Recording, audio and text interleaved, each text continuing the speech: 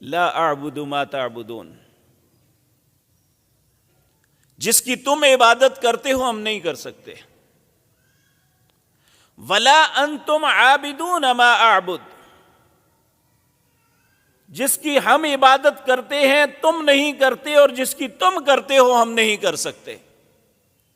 ولا انا عابد ما عبدتم، ہم ہرگز اس چیز کی عبادت نہیں کریں گے جس کی تم کرتے ہو.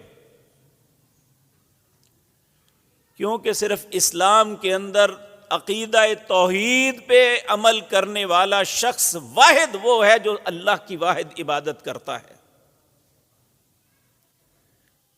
باقی سب کے سب ان کے ذہنوں میں اللہ رب العزت کی ذات کے ایسے تصورات، ایسے تخیلات ہیں جو کم از کم اللہ کی ذات کے متعلق نہیں ہیں.